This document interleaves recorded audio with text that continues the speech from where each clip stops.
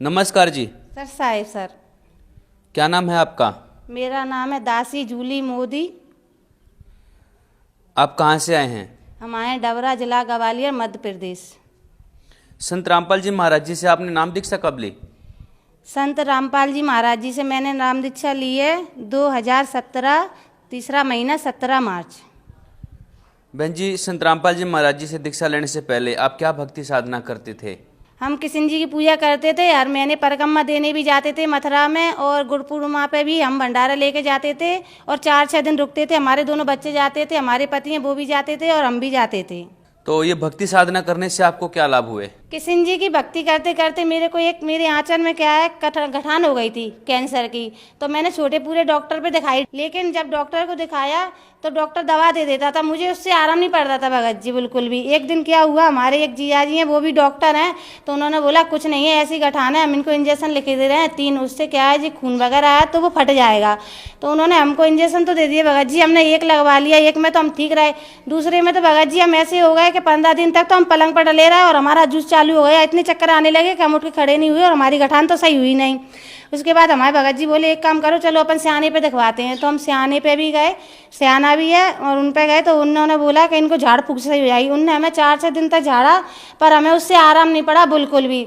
जब हमें आराम नहीं पड़ा तो हमारे भगत जी बोले एक काम करो, अपन ग्वालियर चल रहे हैं और इसकी चेकअप कराते हैं, इसको क्या है इसमें क्या नहीं। हमने कही हम नहीं जाएंगे, अगर हम चलेगा, उसने कहा कैंसर है तो फिर हम वहीं पे मर जाएंगे। पति से बोल दी थी अगर हम 6 साल जी रहे होंगे और अगर चेकअप हो गया और उसमें अगर कैंसर जैसी भयानक बीमारी निकल आई तो हम हॉस्पिटल से लौट के नहीं आ पाएंगे और हम वहीं पे मृत्यु हमारी हो जाएगी और आपको हमारी लाशें उठा के लाने पड़ेगी। और हमारी बच्चेदानी में हमें बैठते थे तो हमें मतलब बैठा नहीं जाता था जमीन पे।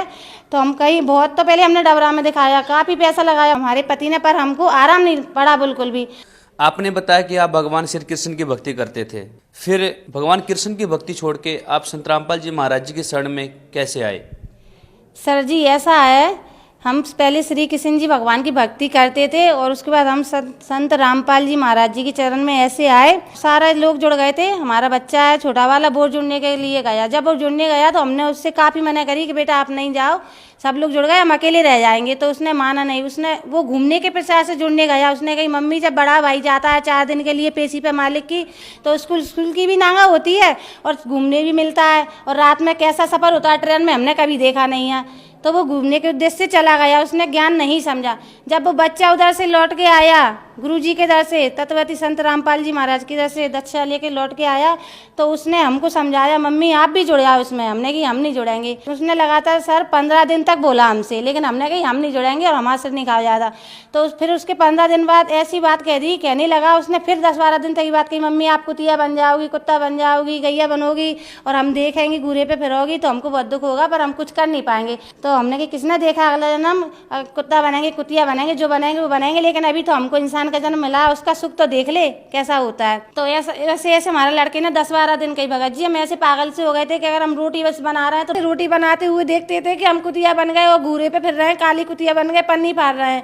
और फिर हम बर्तन साफ कर रहे हैं, हम ऐसे हो गए थे, हम ऐसा देखते थे कि हम गैया बन गए, हमारे जो खुरों हैं इसमें कीड़ा पड़ गए। और काफ़ी लोग चिल्लाते थे दवाई नहीं खा रही तो इसको गुड़ में रोटी में दवाई लगा के खिला दो तो जो खा लेगी। भगत जी हम ऐसे हुए थे। उसके बाद क्या हुआ भगत जी, हमने कही अब लड़का हमसे ज़्यादा कहता था तो हमने अपने बच्चे से बोल दी अगर तुम्हारे परमात्मा अपने आप को परमात्मा मानते हैं, वो तो खुद जेल में, हमने उनसे ऐसा ही बोला भगत जी, वो तो खुद जेल में एक आम इंसान है, अगर वो परमात्मा है तो हम उन्हें चैलेंज कर रहे हैं, वो हमको लेने आया है। तो हमारा बच्चा बोला मम्मी ऐसे नहीं बोलते। हमने कि हम चैलेंज करेंगे आपके परमात्मा को ये चीज़ का, लेकिन हमको पता नहीं था कि हमारे चैलेंज करने से परमात्मा हमको लेने आ जाएंगे।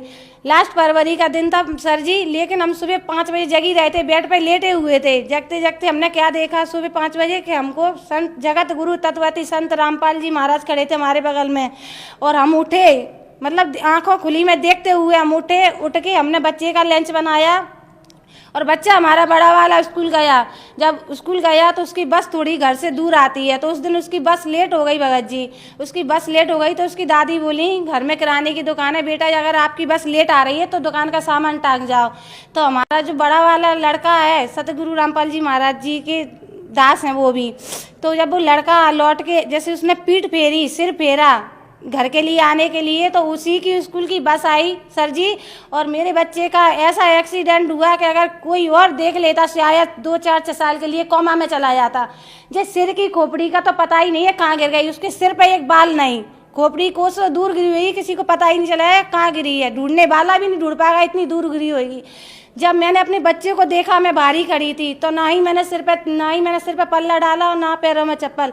मैंने दौड़ी लगाई और दौड़ी लगाते हुए अपने बच्चे को उठाने के लिए गई और गोदी में उठाया। उधर से मेरी सास भी आई और उन्होंने भी देखा। हमने उनसे भी कही, मम्मी जी क्या हो गया, ना आप मेरे बच्चे को बुलाती और ना ऐसा होता। तो हमारी सास बोली भगत जी से कि लड़का तो खत्म हो गया, एक काम करो इसको घर पर ले चलो और सारी जगह बिलुआ दे दो। तो हमने सुनी, हमने कही मम्मी लड़का तो जिंदा है अभी, क्योंकि संत रामपाल जी महाराज की ऐसी कृपा थी उस बच्चे पे, उसको सारनाम ही मिल गया था, सतनाम मिल गया उसको ऐसी दया थी कि हमको सांसें दिखा रही वो बच्चे की चलती हुई, पर हमारे जो पति हैं और जो हमारी सास हैं उनको वो बच्चा मरा हुआ दिखा रहा था। एक तो ये चमत्कार था परमात्मा का। तो मम्मी ने दोबारा भी बोला हमारी सास ने कि बच्चा तो मर गया। हमने कि मम्मी बच्चा तो जिंदा और इसे हॉस्पिटल की ज़रूरत है। तो हमारी सास बोली नहीं, तो हमारे भगत जी नहीं माने और घर भी ले आए उसको, घर ले आके और उन्होंने आंगन में लेटा दिया भगत जी। जब उन्होंने आंगन में लेटाया बच्चों को तो सब जगह फ़ोन करा, तो हमने कहा आप फ़ोन नहीं करो, बच्चा तो हमारा जिंदा है। तो भगत जी बोले बच्चा तो खत्म हो गया। और सारे रिश्तेदार भी हमारे इकट्ठे हो गए थे, अड़ोस पड़ोस के भी इकट्ठे हो गए थे, रोना गाना भी हो गया, पर हम नहीं रोए क्योंकि हमारा बच्चे की सांसें हमको दिखा रही थी, तो हमने एक आंसू भी नहीं निकाला आंखों से। तो हमारी सास बोलती है रो क्यों रही है, कि पागल हो गई। हमने कही पागल होएंगी तो हम नहीं रोएंगे, हमारा बच्चा तो जिंदा है, क्यों रोए हम। लेकिन उसके बाद सब पता नहीं, पहले कोई 4 लोग आए, बोले एक काम करो इसके लिए फायरा ले आओ और इसकी अर्थी नहीं सजेगी, अपन तो गड्ढा खोदेंगे, इस बच्चे को गड्ढे में गाड़ेंगे। तो पता नहीं घर में से किसी ने फायरा उठा के दे दिया और वो गड्ढा भी इतना गहरा गड्ढा खोद दिया उन्होंने कि मानो भगत जी सर जी हम भी खड़े हो जाएंगे तो हम भी नहीं दिखाएंगे उसमें, इतना गहरा गड्ढा। जब वो गड्ढा खोद के वो लेने आए बच्चे को, बोले सफ़ेद चादर दे दो, इसके सफ़ेद चादर में लपेड़ेंगे। तो उन्होंने लपेट भी दिया हमारे मना करने के बाद भी, और वो ले जाने लगे बाहर को बच्चे को। जब वो बाहर लेगा रोड पे तो हम भी इनके पीछे, हमने कि हम बच्चा नहीं ले जाने देंगे।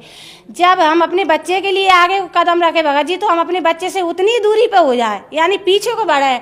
फिर हम सोच समझ के फिर एक कदम रखे, तो फिर हम एक कदम फिर पीछे। तो हम कह रहे जब हम बड़े सोच समझ के कदम रख रहे फिर हम पीछे क्यों हो रहे हैं।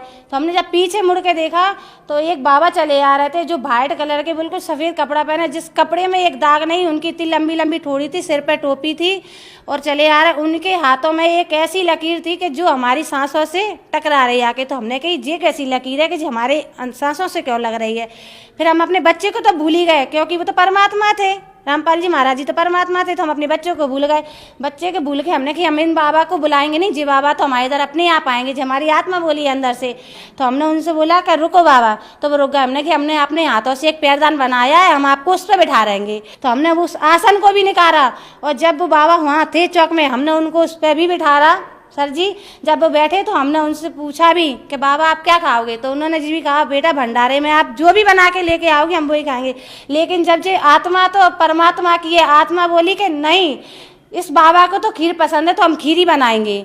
जब फिर हमने दोबारा भी सोचा, लेकिन आत्मा तो एक ही बात बोले कि खीर ही बनाएंगे। जब भगत जी हम अपने किचन में गए और हमने खीर बनाने के लिए रख दिया, जब हमने अपना डिब्बा खोला तो हमारे डिब्बे में सिर्फ चावल के 4 ही दाने थे भगत जी, 4 से 5 भी था। जब हमने सोचा कि हमने उनसे बोल तो दी खीर की, लेकिन हम खीर बनाए कैसे। फिर हमने कि 4 ही दाने डाल दो चावल के, जितनी बनेगी उतनी बन जाएगी, दूध ज़्यादा डाल देंगे हम इसमें। जब हमने 4 दाने डाले सर जी तो उससे हमारी भगोनी भर गई। जब भगोनी भर गई तो गैस पे भी फैलने लगी। उस टाइम खीर हम पे समरा ही ना समरे, हमने अपनी गैस बंद कर दी और हमने प्लेट में खीर ली, चम्मच गिलास भी भर के ले गए और उनको दी और बाबा जी ने खा ली। जब उन्होंने हाथ नहीं धोए तो हमने उनसे पूछा कि बाबा आपने हाथ क्यों नहीं धोए। उन्होंने हमसे कही बेटा कभी बर्तन में हाथ नहीं धोते। हमने उनसे ये भी कहा कि हम भी नहीं धोएंगे हाथ। बच्चे को हम भूल ही गए थे क्योंकि वो तो परमात्मा था इसलिए भूल गए, उन्होंने खुद ऐसी बुद्धि कर दी थी। उसके बाद क्या हुआ, हमने उनकी गोदी में सिर रखा और हम इतने रोए कि उनका रोते रोते नीचे के जो कुर्ता का घेर का वो गीला कर दिया। उन्होंने हमारे सिर पर भी हाथ रखा, पर उन्होंने हमसे ये नहीं पूछा कि बेटा आप क्यों रो रही हैं, ऐसी क्या बात है, कुछ भी नहीं पूछा। हमने उनसे कही फिर बाबा हमारा लड़का लौटा दो। हमने उनसे बोला मार्च और लास्ट अप्रैल को तो हम किसी भी हालत में आपकी शरण में आ जाएंगे, जगत गुरु तत्वती संत रामपाल जी महाराज जी की शरण में हम आ जाएंगे। हमने इतना ही बोला सर जी। जब हमने पीछे मुड़ के देखा तो जो लोग हमारे बच्चे को ले गए थे वो बच्चे को लौटा के ले आए, उनने चद्दर नीचे रखा, उसी में हमारा बच्चा था, बच्चा उठ के बैठ गया। लेकिन जब बच्चा आया हमने उस बच्चे पे हाथ फेरा और फिर हमने पीछे मुड़ कर देखा, हमने कही बाबा का धन्यवाद तो कर ही दे। तो जब देखा तो बाबा तो जा चुके थे, सिर्फ गिलास कटोरी और आसन डाला रह गया था। जब ही हम समझ गए थे कि परमात्मा और परमात्मा से बड़ा कोई नहीं है, क्योंकि उन्होंने हमारे मरे हुए बच्चे को जीवित कर दिया। जितनी भी जगत है यहाँ पर, जिनको विश्वास नहीं है वो मेरे गांव आ सकते हैं, डबरा, जिला ग्वालियर, मध्य प्रदेश, आके और पूछ सकते हैं क्या जी हकीकत है। जी हकीकत है, क्योंकि मेरे साथ जो घटना हुई है उसके बाद ही मैं संत रामपाल जी महाराज की शरण में आई हूँ। संत रामपाल जी महाराज जी के शरण में जाने से मुझे जो कैंसर जैसी खतरनाक बीमारी थी वो उसी दिन, जिस दिन मैं उनकी शरण में गई, दक्षिणा लेके आई, उसी रात को मुझे इतना दर्द हुआ कि मैंने अपने पति से बोला कि मुझे तो बहुत दर्द हो रहा है, इससे अच्छा तो मेरे भगवान अच्छे थे, हाथ लगाने से दर्द होता था, वैसे दर्द नहीं होता था। मैं तो एक काम करूंगी, सुबह अपने भगवान रख लूंगी और आपके जो बाबा का मंदिर उठा के रख दूंगी। तो हमारे जो पति हैं वो बोले ऐसे नहीं बोलते, स्वयं धरती पे परमात्मा आए हुए हैं। हमने कहा मैं तो बहुत दर्द हो रहा है। हमारे जो पति हैं वो बोले एक काम करो, आप तो अर्जी लगा लो और दंडवत प्रणाम करो और अमृत जल पी लो। मैंने दंडवत प्रणाम की और अमृत जल पी लिया। सर जी तो मैंने देखा सुबह उठ के कि मुझे बिल्कुल दर्द जा चुका था। आज मुझे 11वां महीना है वो सर जी, लेकिन आज तक वो बीमारी का कोई पता नहीं है कि कठान कहाँ थी और कहाँ से कहाँ चली गई। तो जगत गुरु तत्वती संत रामपाल जी महाराज की शरण में जाने से मेरे को एक तो ये लाभ हुआ है और दूसरा लाभ मेरे को ये हुआ है भगत जी, मुझे रीढ़ की हड्डी में इतना दर्द रहता था, अगर मैं लेट गई ना तो मेरे को एक जन तो करवट लेवाने के लिए चाहिए, मैं मतलब लेट नहीं पाती थी, इतना दर्द रहता था। लेटना भी मेरे को सोच समझ के पड़ता था, क्योंकि अगर लेट गई तो कोई करवट दिलाने वाला नहीं है। इतनी परेशान रहती थी, काम करने में ही मुझे दिक्कत आती थी, क्योंकि दर्द रहता था तो ज़्यादा झुकने में भी दिक्कत आती थी। लेकिन जब जगत गुरु तत्वती संत रामपाल जी महाराज की मैं शरण में गई, उसके बाद मेरा वो भी दर्द चला गया, बिल्कुल एकदम सही हूँ। मैं कोई दवाई भी नहीं लेती कभी भी, और कभी मेरे सिर में दर्द होता है, आज मुझे 11 महीने हो गए सिर में दर्द होता है, तो मैं 2 बूंद अमृत जल पी लेती हूँ और दंडवत प्रणाम कर लेती हूँ, तभी मेरा सही हो जाता, मुझे दवाई लेने की ज़रूरत नहीं पड़ती। बहन जी, जो श्रद्धालु आपको देख रहे हैं, आप उन्हें क्या संदेश देना चाहेंगे? जो श्रद्धालु मुझे देख रहे हैं सर जी, मैं उनसे हाथ जोड़ के विनती करूंगी कि आप जगत गुरु तत्वती संत रामपाल जी महाराज का सत्संग देखिए। कई चैनलों पे आ रहा है, शाम को आता है 7:40 पर साधना चैनल पे, आप उसको देखिए और उससे आप ज्ञान समझ के, उसके बाद फुल ज्ञान समझ के, उसके बाद आप तत्वती संत रामपाल जी महाराज जी की शरण में जाके अपना नाम उद्देश्य कराइए और अपना जीवन का मोक्ष कराइए। संत रामपाल जी महाराज जी एक ऐसे संत हैं जो धरती पे आए हुए हैं, सभी शास्त्रों के अनुसार भक्ति खोल के बता रहे हैं। धन्यवाद जी। सत्साई।